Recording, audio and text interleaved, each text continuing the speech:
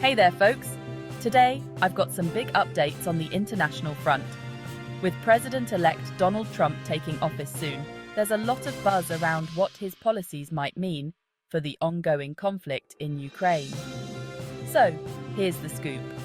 EU officials recently gathered in Budapest to discuss the possibility of increasing their financial aid to Ukraine.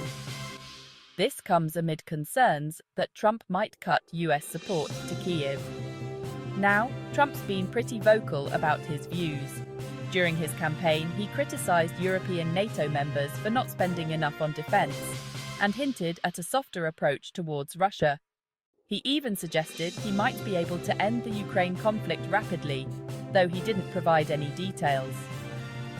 This has left many European leaders anxious. They're worried that Trump might reduce American involvement in the region, potentially leaving Europe to pick up the slack. But, as of now, there's no clear indication of any major shifts in current aid programs.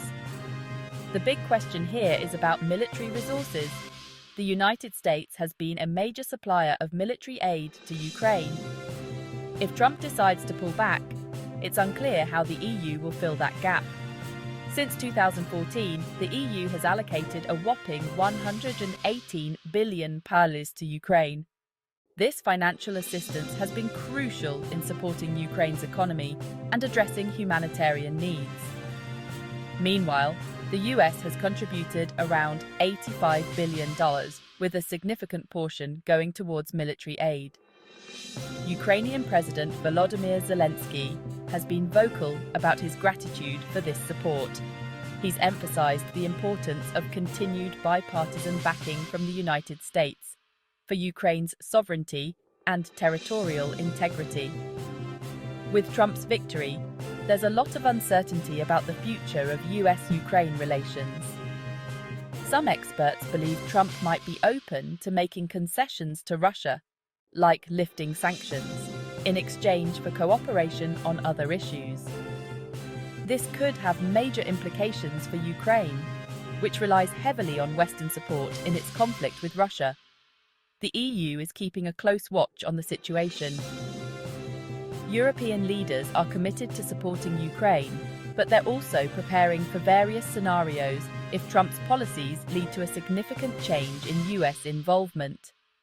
In the meantime, Russia and Ukraine have been having their own discussions. Recently, Russian and Ukrainian ombudsmen met in Belarus to talk about cooperating on aid for their citizens. This includes initiatives like exchanging letters from relatives to Ukrainian prisoners of war in Russia and sharing lists of POWs. So, there you have it. The geopolitical landscape is pretty complex right now, and there's a lot of uncertainty about what the future holds. I'll keep you updated as more information comes in. Thanks for tuning in and stay informed.